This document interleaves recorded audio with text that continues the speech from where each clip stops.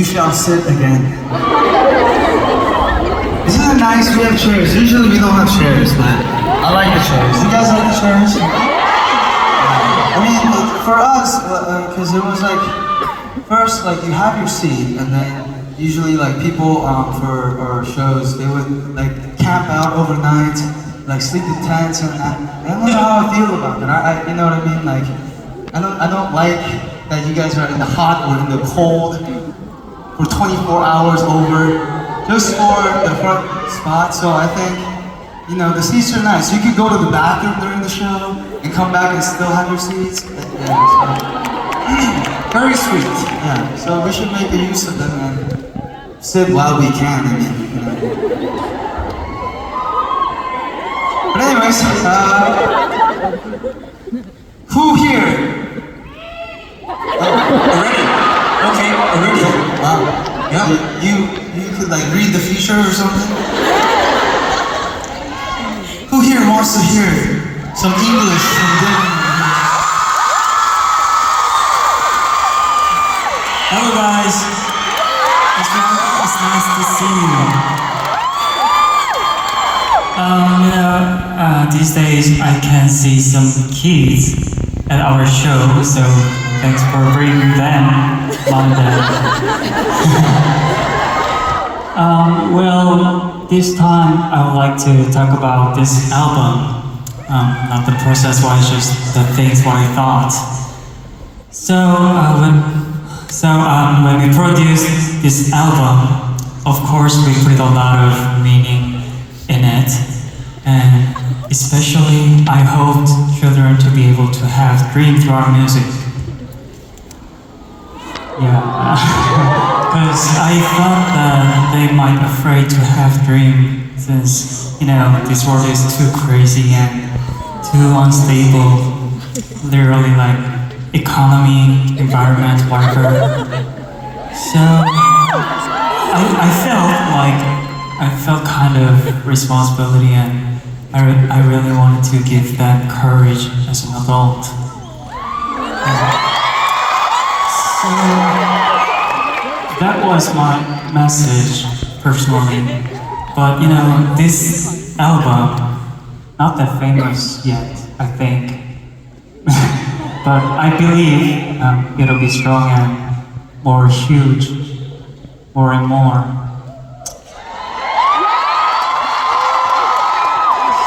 As far as I know, we are making this world, and children will leave the world that we make. So I would love to say, hope you guys enjoy and share this love for the future. Thank you.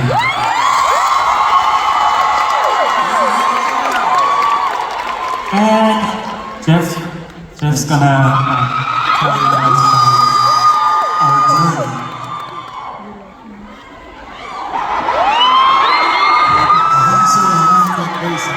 Yeah. Ho ho! Ho ho! What should I say? Oh, okay. Okay, I said this every city. Hi, I'm the new member of the Rose. I'm Taekyung. You guys know? I recently changed my name and the signature too. Yeah.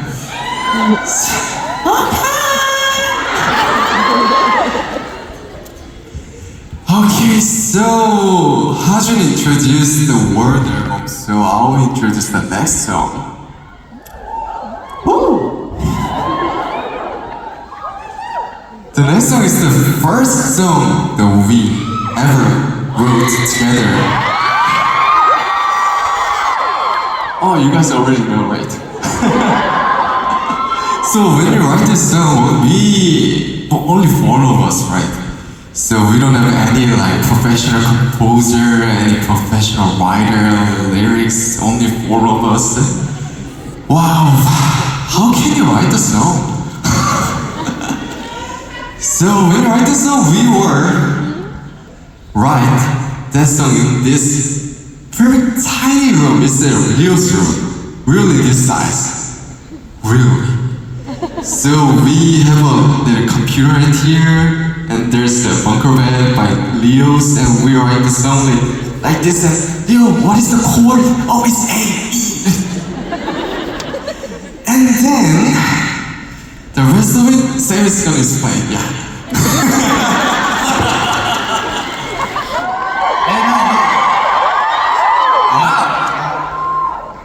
You know, it's amazing how 7-8 years of going to the club could get you to learn the language. I never thought What? We made it to learn English. Yeah, I never thought this day would come. You know, it's crazy because when we first started out, you know, obviously we started in a small place called Hongdae. And yes, I was American, and Leo has lived in New Zealand when he was younger for 5 years. But these two, they didn't speak a word of English. Because we didn't have plans to go overseas and perform like this, honestly. We only had plans to just maybe get 100 people to Hongdae to see our performances.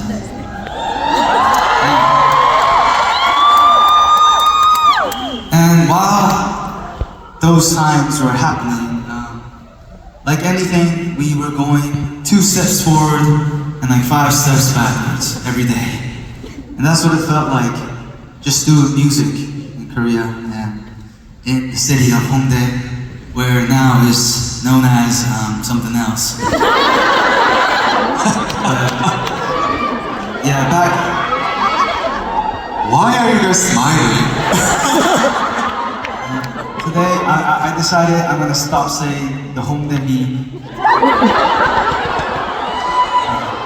But Hongdae used to be a very, it still is, I think. It's a very musician, like a lot of buskers, street performers perform there. They have a lot of small venues, capacity at like 150 or just like 200 max. And it would be our dream to play those shows and sell it out, and you know, that's what we were looking forward towards. Nothing like this or bigger or what we've been doing so far in our career. But like I mentioned, going 2 steps forward and like 5 steps backwards was really taking a toll on us.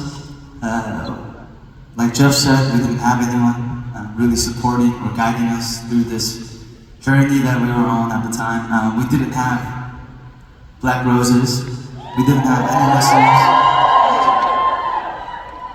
But there was one thing that kept us going forward, and that, as cliche as it might sound, was music. Because while we were making music and playing music and singing, our little traumas and big ones we had as a child were healing slowly, and we were just able to move along and move aside with the traumas we had and move forward. And you know, I think back and think that like if our goal were to be something like Billboard #1, Grammys, and all these big things, even that I think wouldn't have had us just going forward with doing this. But because it touched our hearts, it made us feel emotions. It did not matter if we had 10 people listening to us or 50 people listening to us. We just wanted to be, you know, what this is, just be human beings. And that's when I truly felt the happiest as a human being playing music, was those times. And you know, it's really beautiful that music could heal traumas and bring emotions. And when we realized that was happening, that's what we wanted to share with the audiences that we were going to have. That's how we wrote our music, to be shared. And with that energy, we just kept going forward. And now we are here in Houston.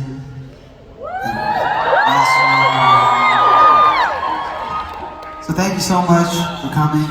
We sincerely say that from the bottom of our hearts. I know we joke around a lot, we cuss and all this, but we really thank you guys for making your way to our show and listening and sharing our energies and love.